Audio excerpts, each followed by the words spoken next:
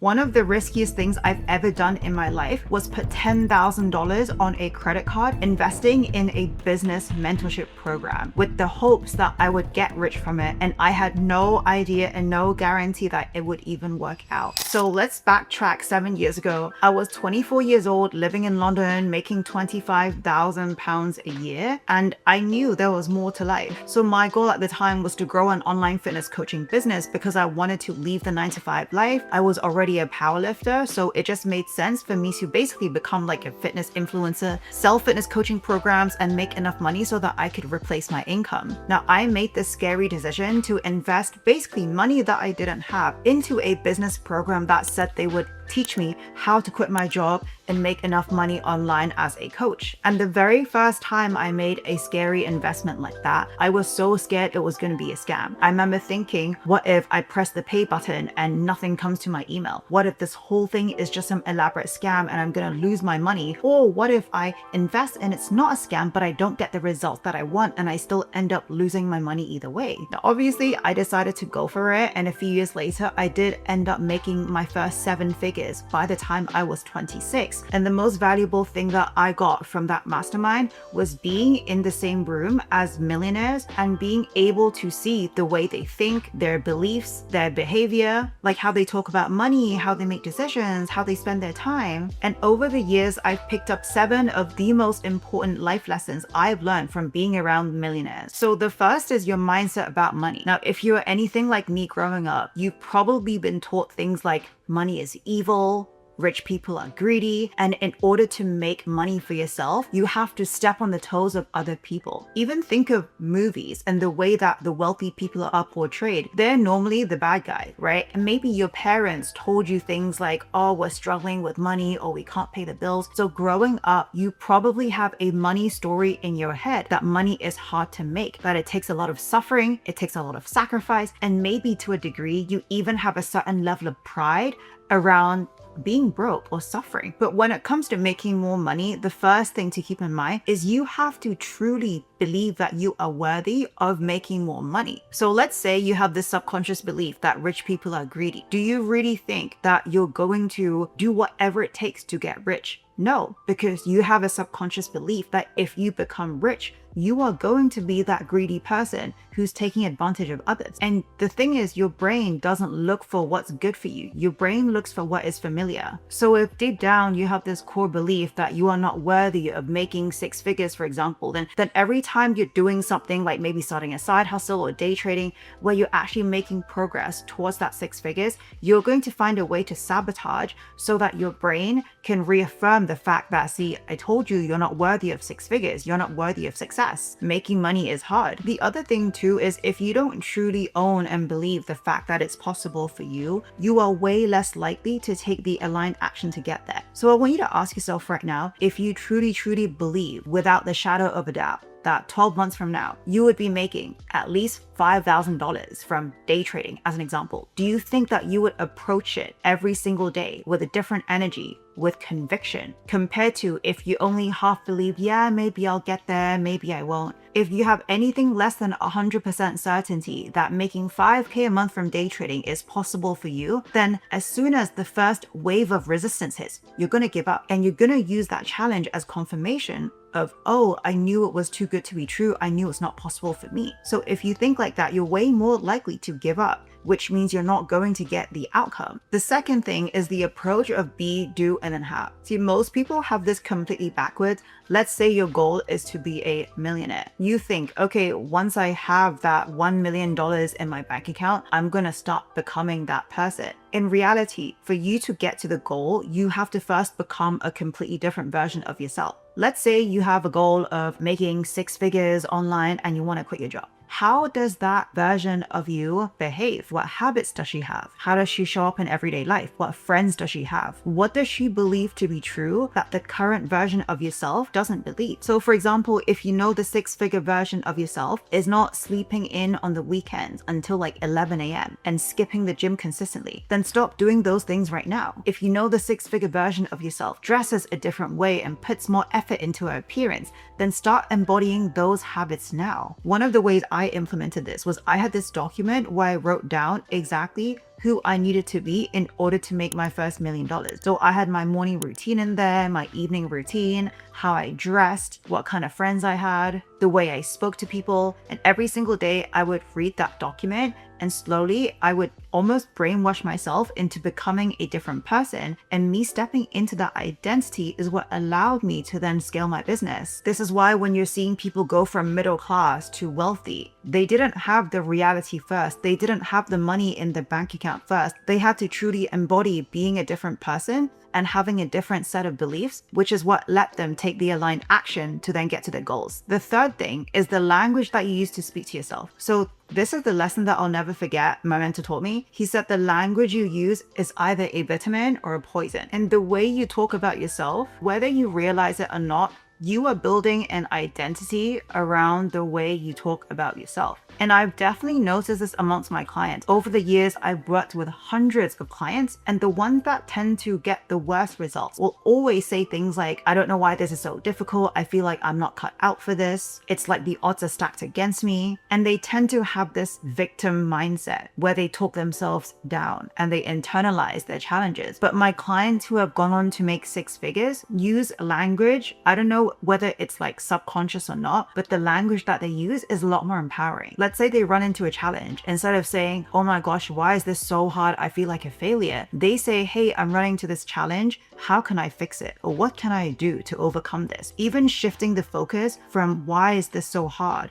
to how can I do better forces your brain to look for solutions instead of being in this mindset where you're just feeling bad about yourself. You have to be so careful with the language that you use to talk about yourself because your subconscious cannot tell the difference between real and imagined. So if you're telling yourself, I'm really bad with money, that reaffirms the fact that you are. If you tell yourself, I'll never be successful, you're reinforcing that belief. Now, I'm not saying that you have to suddenly write and think of these fake positive affirmations that your brain can't take in. You don't have to go from thinking, oh, I'm terrible with money to, oh, I'm amazing with money.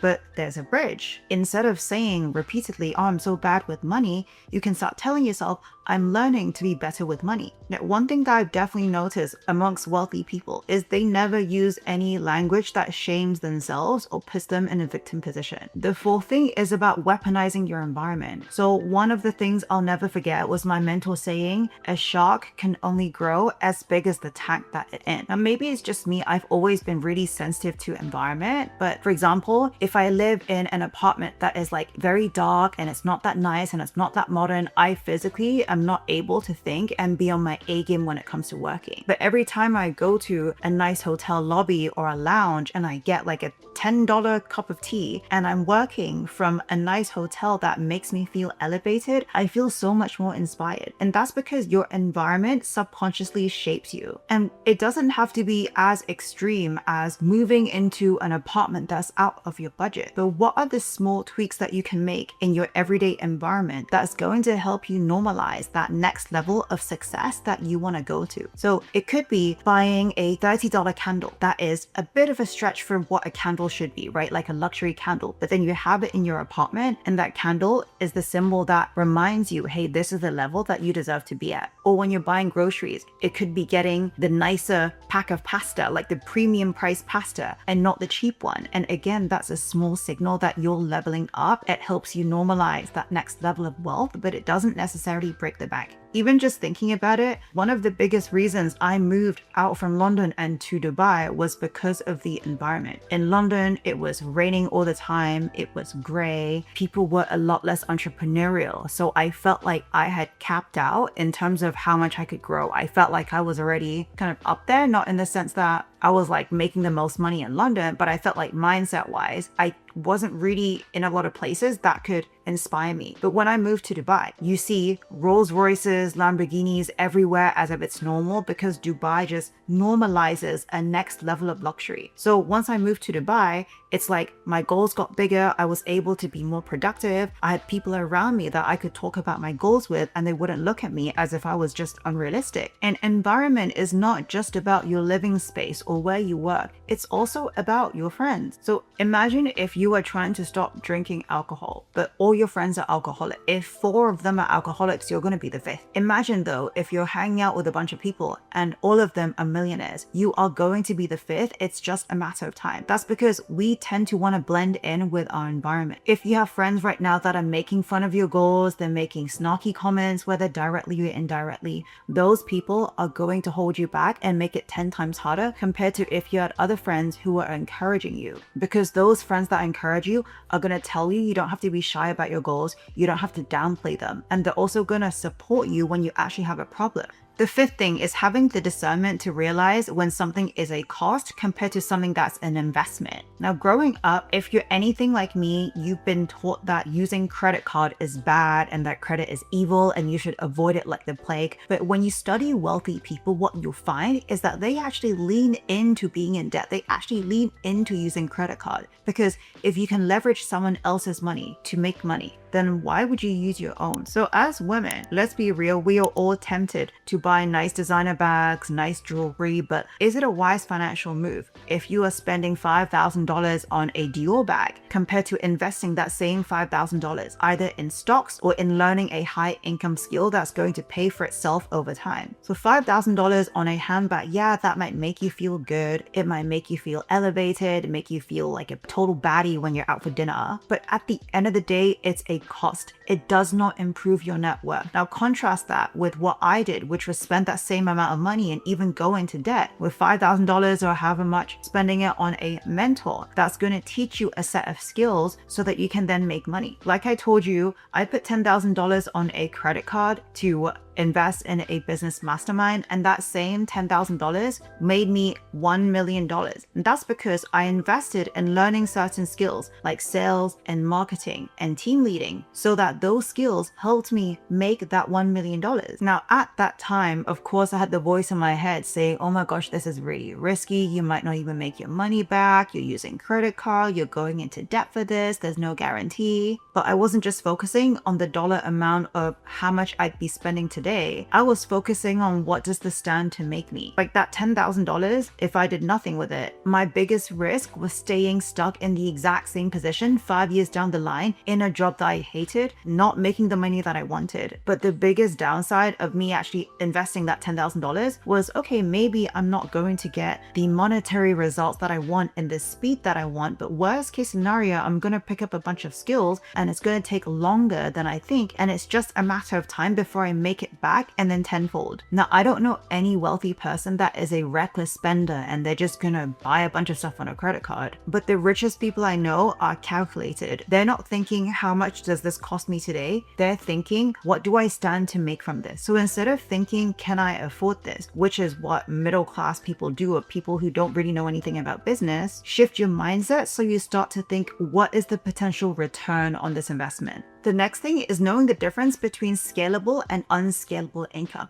And unless you know this thing, you are never going to live the lifestyle that you want, because you are always going to be capped by the salary in your 9-to-5 job. See, there's two types of income that you can make, and all wealthy people have the unscalable type. But what does it mean? Having an unscalable income is when the money that you make is directly tied to the hours that you put in. Think of a 9-to-5 job or an hourly job like a massage therapist or a lash tech. The moment you stop showing up, the income stops. If you are being paid by the hour, or if you need to take on a certain number of clients in order to make money, then you only have 24 hours in a day. After you cap out, you cannot make that much money. So my personal experience with this was when I quit my 9-to-5 job, I then became a fitness coach. And at the peak of my coaching career, I was even paid over $10,000 as a coach. Now, on the surface, I was making more money than I ever had, especially compared to my 9-to-5, but I had no time, I had no freedom, my hair was falling out from a ton of stress, and I even got in a fight with my sister at her graduation just because I was too busy working on my business instead of being present. And what I realized is that my income was capped, because in order for me to make more money, I had to take on more clients, which meant working more hours. Even though my price was high, the business model was still not scalable. On the other hand, scalable income is when the money that you make is not correlated with the hours that you put in. In other words, there is no no correlation between how many hours you work and how much money you can make.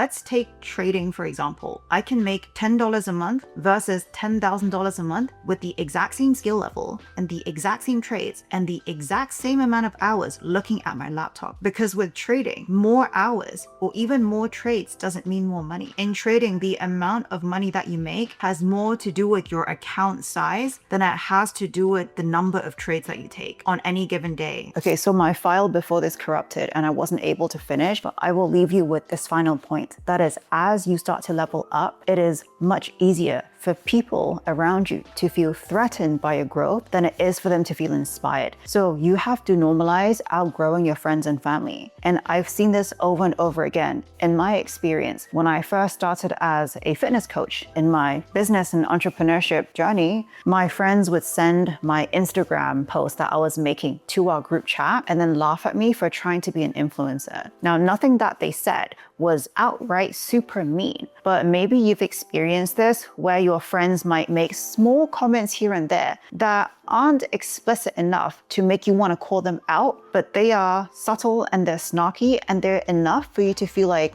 something doesn't feel right. And the truth is, when people around you know you very well, they see a baseline of the person that you are. And when you start to grow out of that baseline, when they see you're improving, when they see that you start to make more money, they feel this comparison with you. They see that you're growing and they feel threatened. And it's easier for them to try to discourage you and pull you back down than it is for them to want to be on this personal growth journey with you. That's why in the beginning stages of your entrepreneurship journey or your leveling up journey, it is so important to have absolute conviction and certainty that you are going to make it. Because the beginning stage is when you have zero evidence is going to work out. It's when everyone around you is telling you things like, oh, 90% of businesses fail, or, oh, come on, your goal of wanting to make 6 figures is unrealistic. It's when you might be putting in the work and you're showing up every single day, but you don't yet have anything to show for it. So imagine being in the beginning where all the odds are stacked against you, where you have that friction with effort. Like you have to show up and do the work even when you don't feel like it.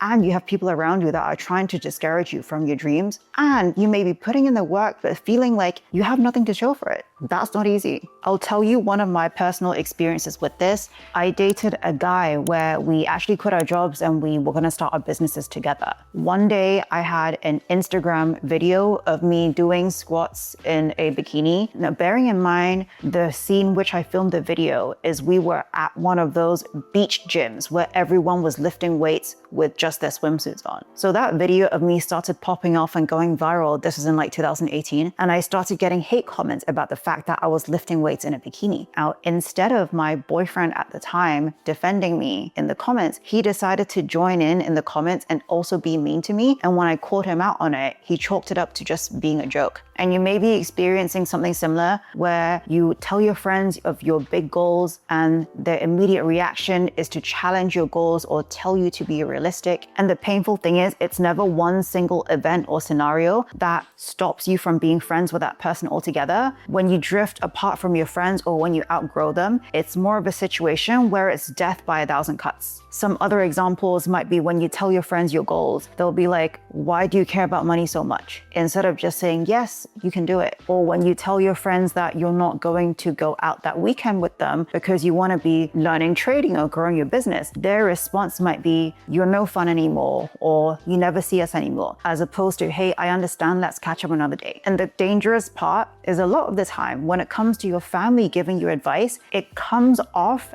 as genuine care. It comes off as concern, but that concern a lot of the time is just them projecting their limiting beliefs onto you in terms of what's possible. So accept the fact that as you level up, as you start to make more money, you are going to lose friends. And it's not because you suddenly think you're superior. It's not because you're gonna now make friends based on income and you think that people who make less money than you don't deserve to hang out with you. It's because as you level up, your mindset completely shifts. And And so what you'll find is that you no longer start to resonate with the hobbies and the values and the interests of the friend group that you once used to have, because you'll naturally gravitate towards entrepreneurs who have similar goals and similar dreams. In my case, I knew after living in London for like 12, 30 years that I finally had to leave, when every single person that I met, I feel like I couldn't really talk to them about business. And then when I finally moved to Dubai, now I have a really good group of friends in real life for the first time ever. Not just people I met online in like business masterminds, but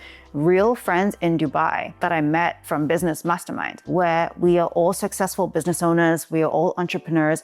And when I tell them about my business goals, their instinct is to ask how they can add value to my life and how they can support me in reaching those goals, as opposed to telling me that my goals are unrealistic or that I'm delusional. Now, this isn't to say that you have to cut off your friends and family immediately, but recognize that you can have different sorts of friends for different reasons. So you can have one group of friends where you just have fun with, and maybe you've just learned not to share your business goals with, because every time you share your goals with them, there's going to be that weird tension. And then as you grow, you'll also make other friends of girls who have a similar mindset as you. And over time, my friendship group just changed as I went to networking events, as I met more people through, Instagram and TikTok. And you'll know you found the right friend group when you don't have to shrink your goals or apologize for wanting what you want, whether that's in business or finances or dating or just overall life. Because as you level up, part of shedding your old identity is just you will naturally drift away from people that you no longer align with and drift towards people that have a similar mindset as you. So 7 lessons. Money mindset first, because nothing else works without it. You will not be the person that can manifest 6 figures if you truly don't believe you're worth it in the first place. Then decide who you're going to be before the results arrive. Remember that the language that you use is either a vitamin or a poison. So be super careful about the way you talk to yourself, because your brain doesn't know the difference between imagine and reality. Then your environment and the baseline for normalizing the next level of success that you aspire to reach. Then the discernment for how you make financial decisions. Is something a cost or an investment that's going to grow your net worth or your skills? Then the type of income that you want to build, and is that scalable or unscalable? Finally, normalizing the fact that you are going to lose friends as you level up. Now, over the past 7 years, I've met hundreds of highly successful people. I'm talking about people who earn multiple 6 and 7 figures in their 20s, okay, and early 30s. And while I know there's tons of different ways to make money online, there's one thing that I know for certain, and that is if you want a certain financial result that you don't yet have, you have to commit to stepping into